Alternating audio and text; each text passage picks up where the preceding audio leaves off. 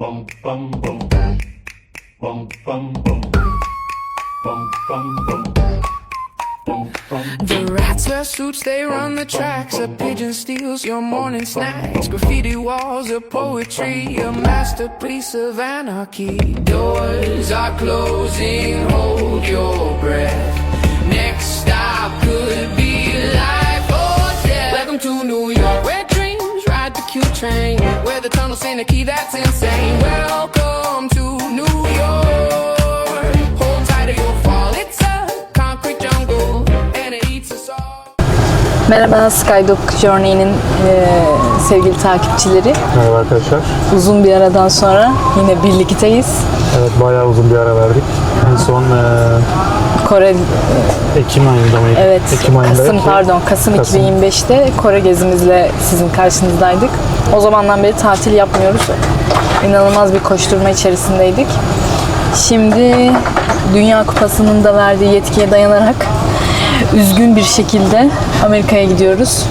Neden üzgünüz? Çünkü Türkiye Bugün ilk iki maçı kaybettiği için elendi. Biz de 3. maça, yani Amerika maçına biletimiz vardı. evet.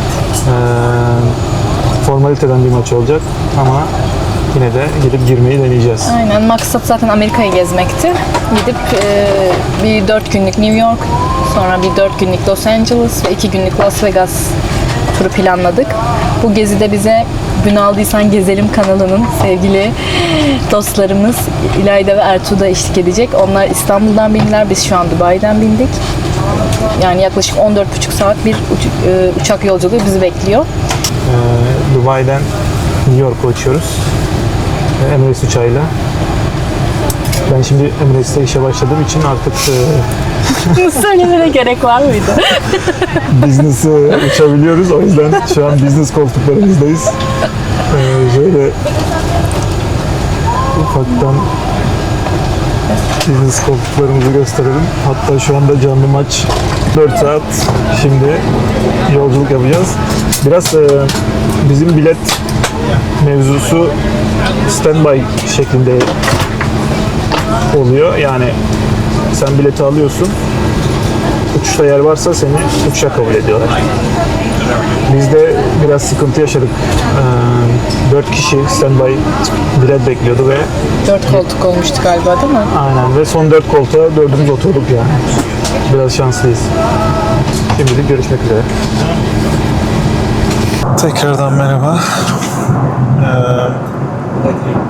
Kalkışımızı gerçekleştirdik. Şimdi tabii gece uçuşu olduğu için uçuş öncesi bize kadın ve erkeklere ayrı olarak bakım seti verdiler, pijama verdiler. Burada zaten battaniye falan da var. Onun dışında böyle ilk etapta hafif bir atıştırmalık tortellini ve vanilya tatlısı. 14 saatlik uçuş. Bunu yedikten sonra şu an gerçi New York'ta saat 7:45, Dubai saati 3:45. New York'a göre ayak uydurmaya çalışacağız. O yüzden birkaç saat sonra uyumayı planlıyoruz. Ben yanıma ROG'umu da aldım. Oyun oynarım diye birkaç saat. Şimdilik her şey yolunda. Tekrar görüşmek üzere. Merhaba arkadaşlar, New York'a geldik. Yaklaşık 13,5-14 saatlik bir yolculuğun sonunda. Güzel bir yolculuktu. Uyuduk bayağı bir. New York'un saatine göre uyumaya çalıştık açıkçası. Gelince çok şey olmayalım, jet lag olmayalım diye. Şimdi Terminal 4'e indik ama Terminal 1'e geldik. Ertuğ ve İlayda'yı bekliyoruz. Bir 5 dakika sonra inecekler. Onların işte pasaportları... Evet, onlar İstanbul'dan geldiği için aramızda bir 2 saat fark oldu. Uçakları geç kalktı onların. İndikten sonra da pasaport kontrolden çok hızlı bir şekilde geçtik. Hiç böyle soy isim değişikliği olmuş, vize diğer pasaportta. Evet. Bu tarz sorularımız vardı kafamızda. Hiçbiri sıkıntı yaratmadı. Sadece nereye gidiyorsunuz? Burada kimseyle görüşecek Bir misiniz? de kaç gün kalacaksın? Bir de kaç gün kalacaksın diye sordu ve 3 dakikada geçtik yani. bizi geçirdi. Benim Amerika vizem eski pasaportumdaydı. Yani bekarken olan pasaportumdaydı. Şimdi evlendik, soyadını aldım beyefendinin. Ekleme oldu yani. O yüzden pasaportum değişti. Ben o yüzden biraz anksiyete yaşadım. O evlilik cüzdanımızı aldım yanımda. İşte noter onaylı bir evlilik onayımız vardı. Onu getirdim. Dubai için almıştık daha öncesinden. Hani çevirmenden onay, işte noterden onay, konsolosluktan onay olan bir belge. Ben uğraşma dedim, dinlenmedim yine. Ya ne olur ne olmaz diye. Çünkü hiçbir bilgi yok. Ben aslında Amerika'ya konsolosluğa mail atmıştım. Hani böyle bir durum var. Yeni pasaportunuzla işletmenizi öneririz. Hani orada ne olacağını, oradaki hani girişteki polisin ne diyeceğini bilemeyiz gibisine. Böyle yuvarlak bir cevap yaptı. Ben biraz anksiyetik oldum. Çünkü hepsi girecek, ben kalacağım. Biraz ayar olabilirdim o durumda. Bay bay derdik. Yok, birlikte el ele tutuşur, geri evimize dönerdik Yok ya, hayatım. o kadar plan, program, Nasip değilmiş biletler. diyeceksin. Bak Montello bile öyle diyor. Nasip. Her şey nasip yani. Tamam. Neyse. Hadi bakalım. Güzel bir 10 gün bizi bekliyor. Enerjiyiz. Eğlenceli geçeceğine inanıyorum. Evet arkadaşlar. Biraz dinlenip eve valizleri koyup bilin bakalım kendimizi nereye attık. Ne yaptık? Yani Times'ın oralardayız diye düşünüyorum. Sadece etrafla ilgileniyorum. Times Square. Her yerde her cinsten insan var. İnanılmaz. Birileri şov göstermek istiyor. Curcuna burası. Evet ya. Arkadaşlar Airbnb'yi biraz uzakta tutmuşuz. Yani hani tamam ucuza tutalım arkadaşlar ama çok uzakta tutmuşuz yani. Biraz New York'a gelen Jersey'de tutmasın. evet yani New Jersey no yani arkadaşlar. Tutuyorsanız da otobüsle yolculuk yapmayı düşünmeyin yani. Trene verin 5-6 dolar ve trenle gelip gidin. Öbür türlü çok zor. 2 saat otobüs bekledik ya, 2 saat. Google'daki bilgiler hatalı Bir de çıkıyor. böyle terk edilmiş yerlerde yani otobüs durakları. Evet ya ölü kokuyordu resmen. Resmen leş kokuyordu ya. It's a concrete jungle and it eats us all.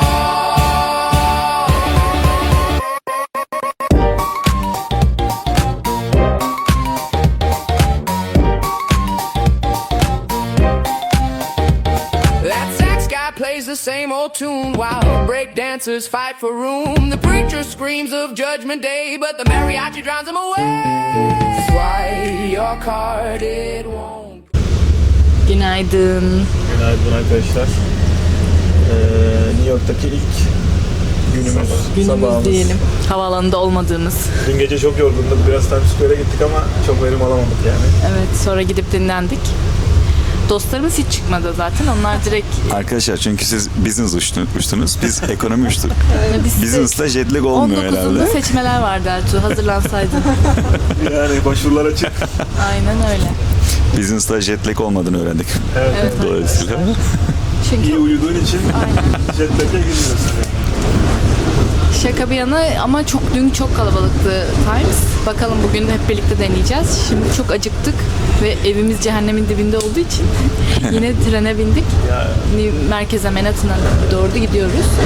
Hani gezinin merkezini Manhattan olarak düşünüyorsanız New York'ta Kalmayın. kalmayın bence yani. Birkaç daha- yüz dolar daha fazla verip New York'ta kalabilirsiniz. Zaman olarak daha mantıklı olabilirmiş. Neyse bu da bir şeydir, deneyimdir. En azından biz anlatıyoruz. Millet anlatmadığı için biz bilmiyorduk yani. Aynen öyle. Ama aslında millet hep diyor zaten Manhattan'da kalın, Manhattan'da kalın. Biz Biraz cimrilik yaptık. biraz cimrilik yaptık. Evet. Kimin yüzünden acaba? Ortak kararımızdı bu. Ben bilmiyorum. Ortak kararımızdı. Daha ucuz olsun, daha ucuz olsun diye şey yapıyordu ya. Kanki parkın etrafındakiler ne kadardı sen söyle. Ucuz oldular mı? Şu an oraya gitmek için. Gidiş geliş, Gidiş geliş gün her gün. 24 dolar tek yöne para Evet veriyoruz ya. şu an. Onun yerine şeyde kalabilirdik. Keşke öyle Manhattan'da. yapsaydık. Neyse şimdi kahvaltıcıya gidiyoruz. Daha doğrusu Bagel yiyeceğiz. Tarzı bir şey yemeye gideceğiz. Tamam, ne Ondan yiyeceksin? sonra Times Square'de bir Arada alışveriş turu. Ardından da Central Park'a mı gideriz? Evet, biraz otururuz ama yağmurlu gösteriyor. Bugün ne olacak bilmiyorum. Aynen. Bakarız. Günü de $40 sandviç, et sandviç yiyerek tamamlamayı düşünüyoruz. Bugün normalde helikopter turumuz vardı arkadaşlar. Dün gelen maille birlikte hava durumundan ötürü helikopter turumuz daha doğrusu iptal oldu. Olursa inşallah yarın ayarladık. Saat 5'te yarın için helikopter turumuz olacak. Yani New York'a geliyorsun. Haziran'ın sonu Harika. ve yağmur yağan tek güne denk geliyorsun. Bugüne kadar Ya, da güzel inanılmaz gösteriyordu ya. hava yani New York'ta. Biz geldik diye herhalde. Neyse sağlık olsun bakalım inşallah yarın nasip. iptal olmaz. Aynen. Hospitality, they sure were good to me. I couldn't spend the dime, I had the grandest time. I went out to dancing with a Tennessee dear. Then a fellow named Waldo with a band you should hear. And while the folks all swayed, the band began to play.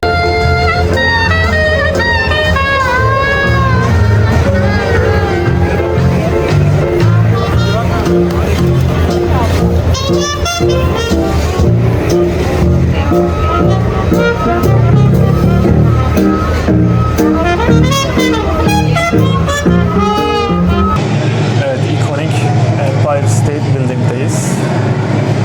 Şu an müzesindeyiz Empire State Building'in.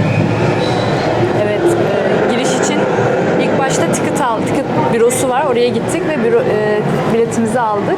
Biz 86. kat artı müze girişi aldık ama isterseniz 102, 86 ve müze girişi olarak da bir işte seçenek daha var. Biz yaklaşık bir kişi başına $44 gibi bir şey ödedik. Tax'le birlikte Artı tax de eklendi. $50 gibi Yani aynen civarı öyle bir şey gidiyor. oldu. Bu bina da 1930'larda inşa edilmiş aslında. Daha öncesinde bir otel varmış.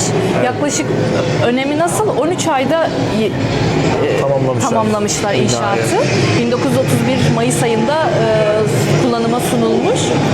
Ekonomik kriz döneminde bunu Evet. inşa edince işte biz bu halde bile böyle bir bina inşa edebiliyoruz mesajı vermişler. Aynen. Arkadaşlarımız poz verirken 86. kat artı müze €44 artı vergi. 102. katı da eklerseniz €79 artı vergiye çıkıyor. Biraz fiyat farkı var. Bu bina 1933 yılında King Kong filmiyle meşhur olmuş. Yaklaşık İkiz Kuleler yapılana kadar da 40 yıl bir süre kadar en uzun, en yüksek bina şeklinde liderliği korumuş.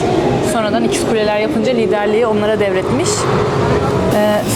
Bu arada bu binanın yüksekliği 381 metreymiş. Anteniyle birlikte 443 metreye kadar çıkıyormuş. 102 katlıymış. Biz bugün 86. katına kadar çıkabileceğiz. Paramız o kadar canı yetti. Burası da meşhur Sully'nin uçağa indirdiği Hudson Nehri.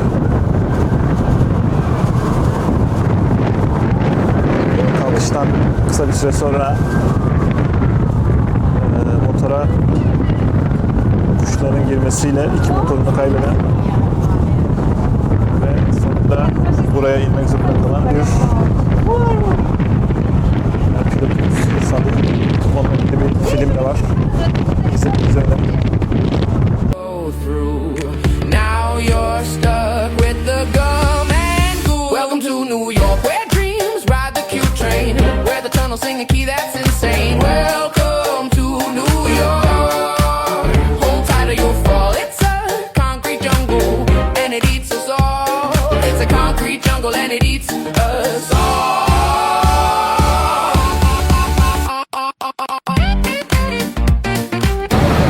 Empire State'ten çıktığımız için şimdi sokaklarda yürüyoruz. Biraz yağmur başladı. Kütüphanenin içine gireceğiz. Bizimkiler gitti bile. merhaba. Merhaba. Merhaba. Nerede mahsur kaldık? New York kütüphanesinde şu an mahsur kaldık. Dışarıda felaket bir Yağmur var. aynen. Çıkamıyoruz da. Bir saattir falan burada oturuyoruz neredeyse. Aynen. Değil mi? Kuru yemişimiz yanımızda. Kuru yemiş. Yani Allah'tan kimse gelip çıkarmıyor bizi yani. Evet, şimdi Rockefeller Center'a geldik. Burayı gezerken Panini'nin trakına denk geldim.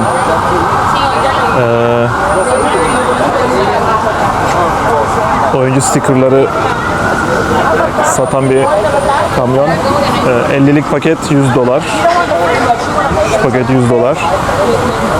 Burada millet paket alıyor, kitapçığını dolduruyor ve eğer aynı sticker'ı sahip olan insanlar da şuradaki kafeyi doldurup oradan sticker'ları değiş tokuş yapıyormuş.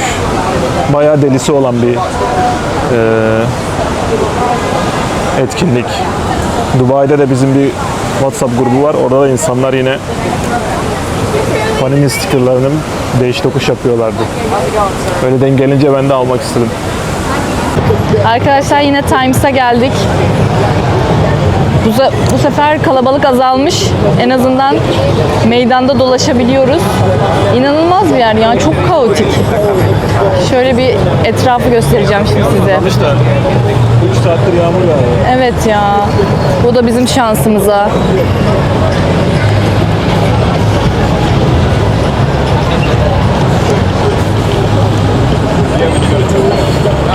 Günümüz öldü resmen.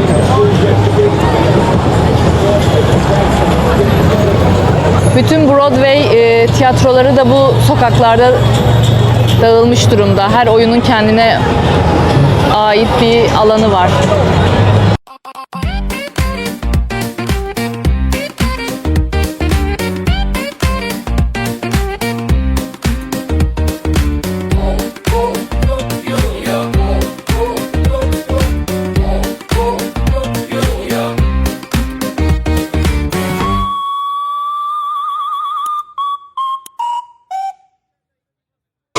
Evet.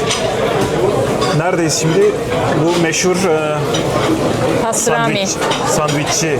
Pastrami Herkesin sandviç. deliler gibi önerdiği ve geldiği yer. Kat Deli. Delikatessen.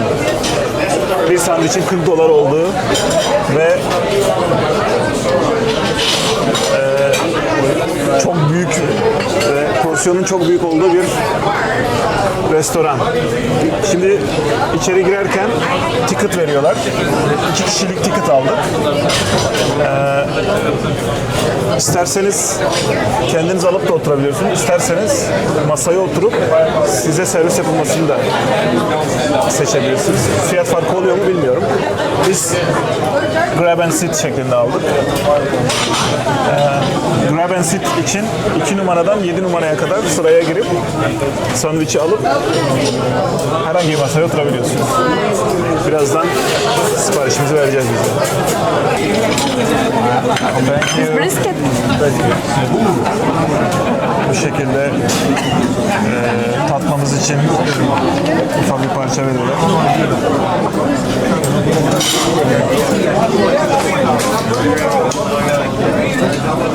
Bu farklı bence. Ben pastrami alayım.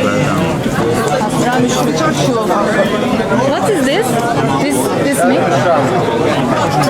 Can we change one to pastrami? Yeah.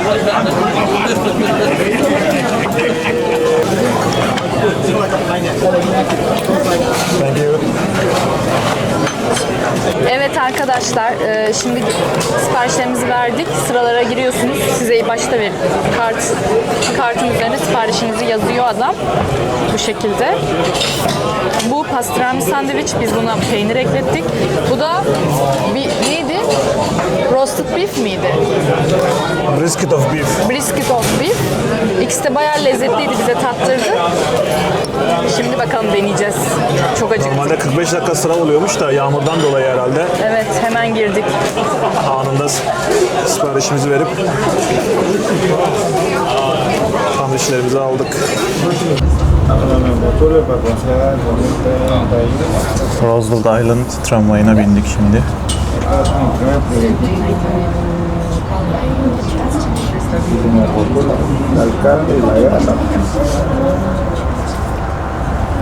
Tek yönü 7-8 dakikada alıyor. 15 dakikada bir hareket ediyor.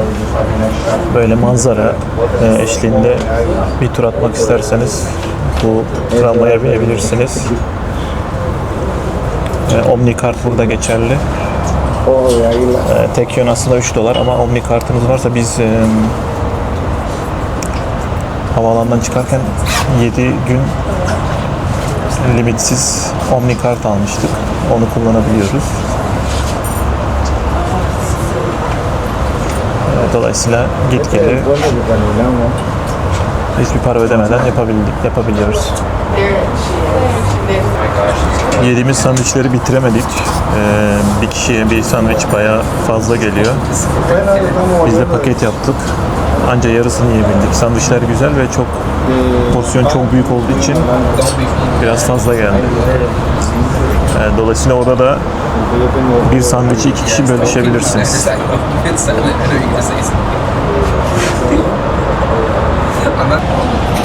Bu tramvay Manhattan ile Long Island arasında git gel yapıyor.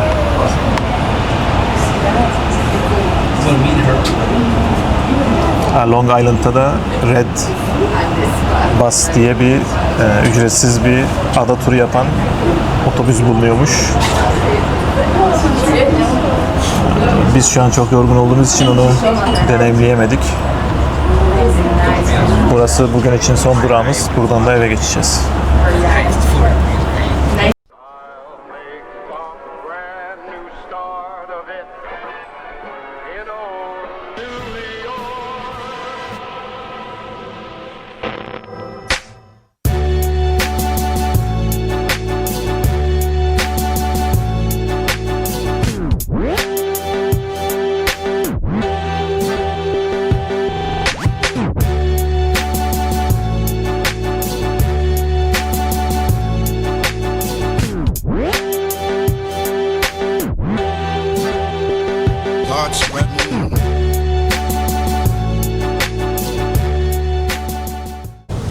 Günaydın.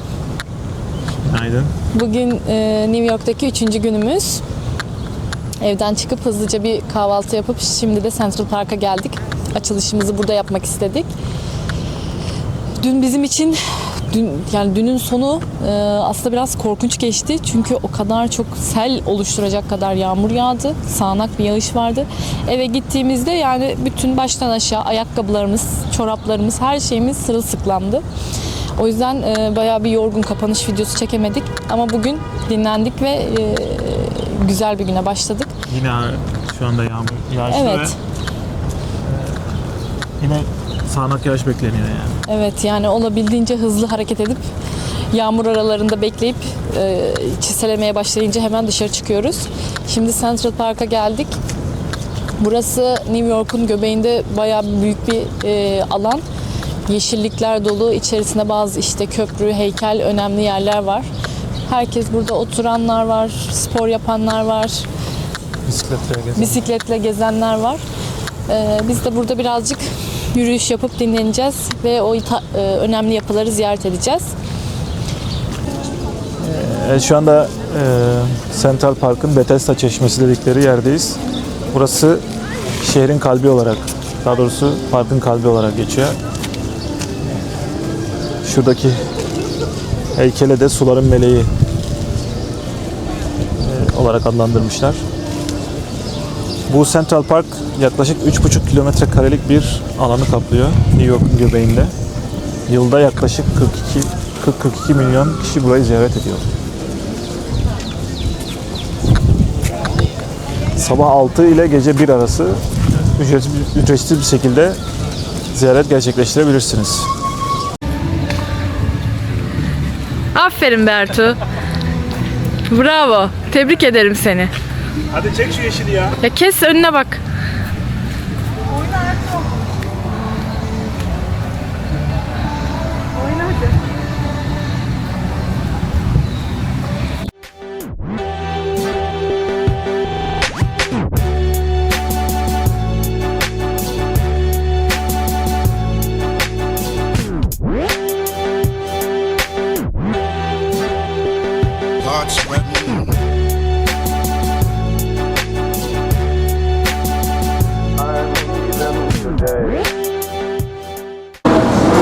Central Park'tan metroya atlayarak Chinatown'a geldik. Chinatown bir mahalle aslında, Çin mahallesi. Mahallenin temelleri 1850'lerde atılmış. Zamanla da genişleyerek yan mahalle olan Little Italy'den bile toprak almışlar diyebilirim yani. Little Italy diye geçen mahallenin de bir kısmını almışlar.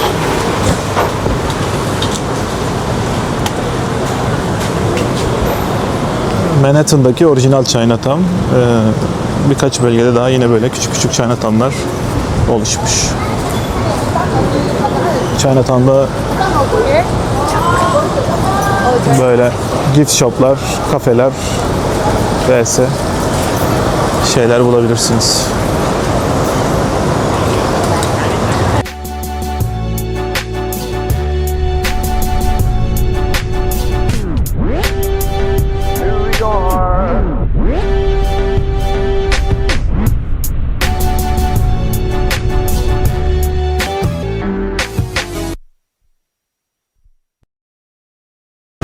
Evet, şu an Manhattan'dan, Chinatown'dan Brooklyn tarafındaki Upper Down'a doğru gidiyoruz.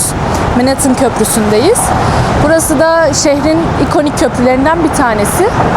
2 katlı bir yapıya sahipmiş. Yukarıda 4 şeritli bir otoban, yani otoyol. Alt katta 2 şeritli bir otoyol. Metro geçiyor 2 yönlü olarak. Bisiklet ve yaya yolu var. Biz de şu an oradayız.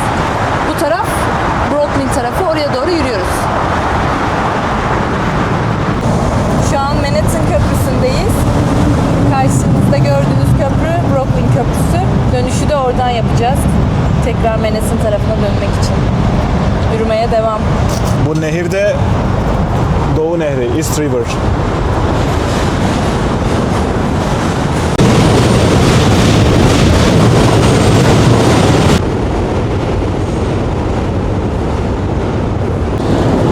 Şimdi Dumbo dedikleri bölgeye geldik. Manhattan Bridge'den indikten sonra bir 10 dakikalık yürüme mesafesinde. Dumbo Down Under Manhattan Bridge Overpass'in kısaltılmışı. Buradan ikonik Manhattan Köprüsü fotoğrafları çekilebiliyor.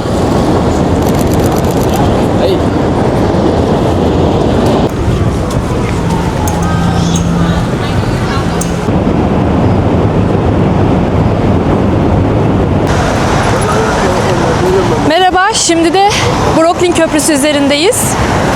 Bu köprü de 1883 yılında inşa edilmiş. Yaklaşık 14 yıl sürmüş tamamlanması. Manhattan ile Brooklyn arasındaki en eski köprü denilebilir. İlk yapıldığında halk bu köprüyü kullanmakta korkmuş çünkü ince halatları var yan taraflarda. Yöneticiler de halkı ikna edebilmek için üzerinden 21 adet sirk fili geçirmişler. Hatta Dumbo isimli o meşhur sirk fili de dahil bu köprünün üzerinden geçmiş halkı kullanmaya ikna edebilmek için. Bu köprünün üzerinde yürüyor. Burada yaya yolu daha yukarıda, arabalar aşağıdan gidiyor. Rengi daha kahverengi. Manhattan Köprüsü sağ tarafta kaldı şu an. Onun daha ikonik mavi bir rengi var. O en yeni köprülerden biri. Bu da en eski köprülerden biri.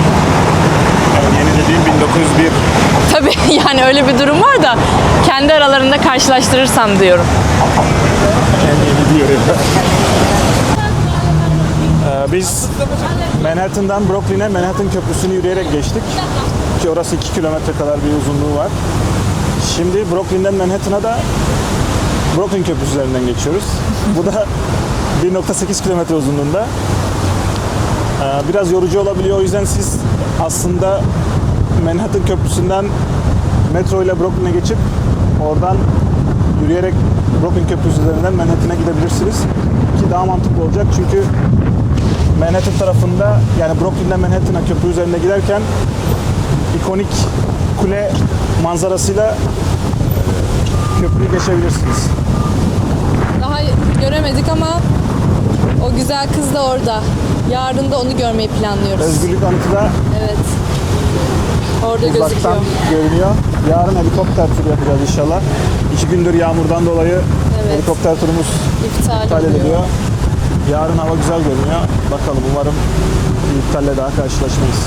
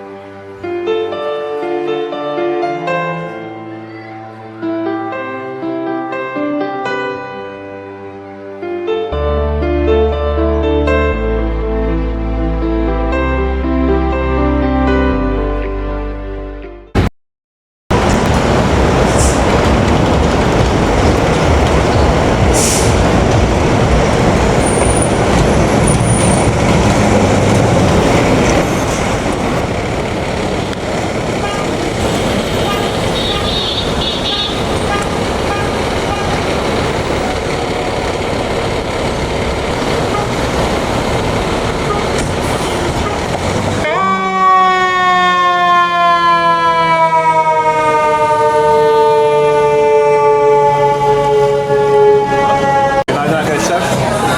New York'taki son günümüz. Akşam 9'da Los Angeles uçuşumuz var. Son günümüzde yine Manhattan tarafına geldik. Helikopter turuna gideceğiz. Öncesinde bir kahvaltı yapmak istedik. Bobby's diye bir restoran bulduk. Fiyatlar biraz pahalı ama porsiyonları gördüğünüz gibi kocaman. Tadına henüz bakmadık. İnşallah tadı da porsiyonları gibi iyidir. Bon appetit. Bon appetit. Şu an Charging Bull, yani hücum eden boğa heykelinin yanındayız. Bu finansal distrikte, yani finansal merkezin orada bulunuyor. Ve Wall Street ve Amerikan piyasasının en ikonik sembollerinden biriymiş. 1987 yılında o kara pazartesi, Black Monday borsa çöküşünün ardından Amerikalıların direncini ve gücünü simgelemek amacıyla yapılmış.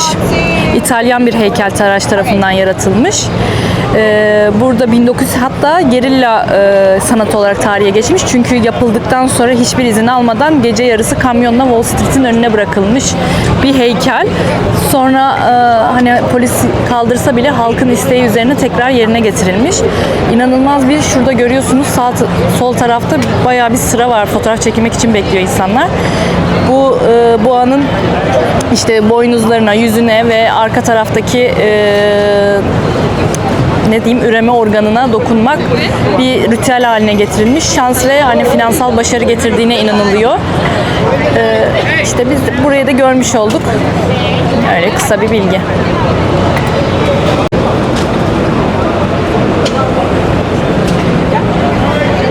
Burada da insanlar topların altına yatıp fotoğraf çekiliyorlar. İnanılmaz. Bu kadar çok dokunulduğu için bu dokunulan yerler sarıya dönmüş. Evet, şimdi 2 gündür hava durumundan dolayı iptal edilen helikopter turumuzu yapmaya geldik. Bizim helikopter turu yapacağımız yer burası. Heliport. Heli NY diye geçiyor. Birkaç tane helikopter turu yapan firma var. Biz Heli NY'den 4 kişi yaklaşık 45 bin lira ödeyerek rezervasyon yaptırdık. Şu an kalkış yapıyor bir tanesi.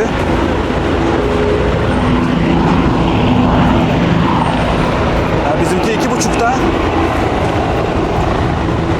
Yaklaşık 1.5 saatimiz var.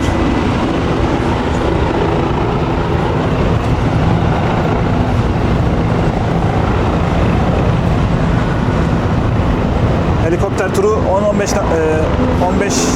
dakika civarı sürüyor. Özgürlük heykelinin ve Downtown'un üzerinde tur atarak tekrar buraya gelip inişimizi yapıyoruz. Helikoptere bineceğimiz yere geldik. Biz Heline'ye şeyinden kiralamıştık. Bu alana geliyorsunuz. İlk önce sizi burada tartıyorlar.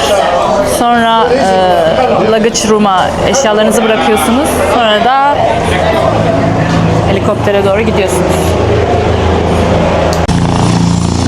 Şimdi sanırım helikoptere 6 kişi bineceğiz. Bize 2 tane kişi daha eklediler.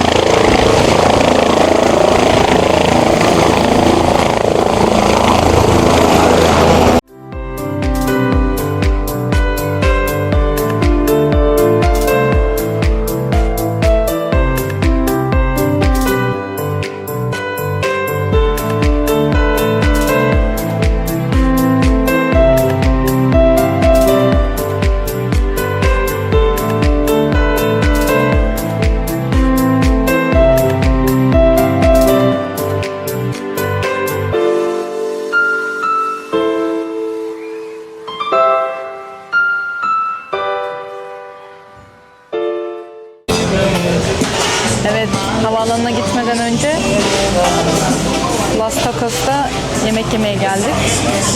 Şuradan order veriyorsunuz ve böyle açık mutfakta hazırlanıyor.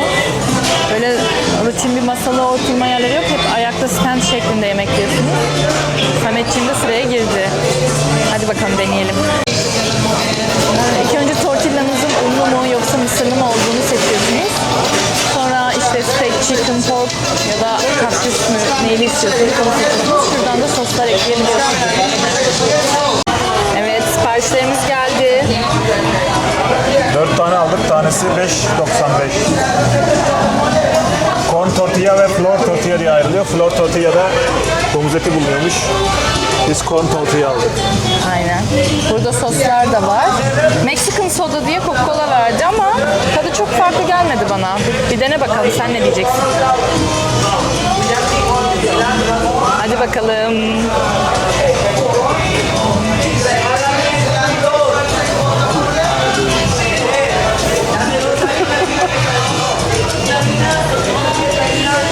Evet, şu anda New York'un en önemli simgelerinden görmeden ölmeyin denilen yerdeyiz. Çanta bina. Ertuğ'un ısrarla bizi saatlerce yürüterek getirdiği ve görmemizi sağladığı bu eşsiz bina karşınızda.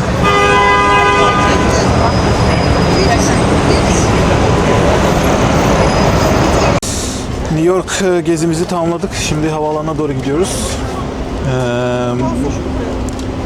Airbnb'den saat 11 gibi çıktık sabah. Uçuşumuz saat 9'da akşam. O yüzden çantalarımızı bırakmak için locker arıyorduk. Amerika'da locker kültürü yokmuş. Airbnb üzerinden Bounce diye bir program aracılığıyla bavullarımızı bırakacak bir spor salonu bulduk. Burada spor salonları, restoranlar gibi yerlere bu programlar aracılığıyla bavullarınızı bırakabiliyorsunuz. Biz 2 büyük 2 küçük bavul günlük $35 ödeyerek bavulları teslim ettik. Şimdi gelip aldık. Şimdi de havaalanına doğru yola çıkıyoruz. Los Angeles'a gideceğiz. Orada 5 gün geçireceğiz. 4-5 gün. Yarın Türkiye-Amerika maçını izleyeceğiz statta. Maalesef elendik ama formalite maçı bile olsa ve Dünya Kupası maçı izlemiş olmak için maçı izlemeye gideceğiz. Görüşmek üzere. Bum bum bum. Bum bum bum. Bum bum bum. The rats wear suits, they run the tracks. A pigeon steals your morning snacks. Graffiti walls of poetry, a masterpiece of anarchy. Doors are closing, hold your breath.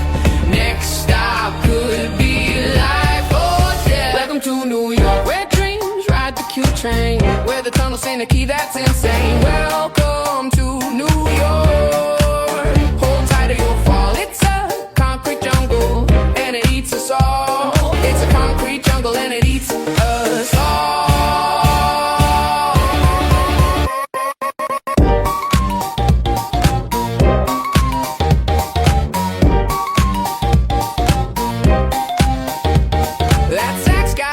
same old tune while break dancers fight for room. The preacher screams of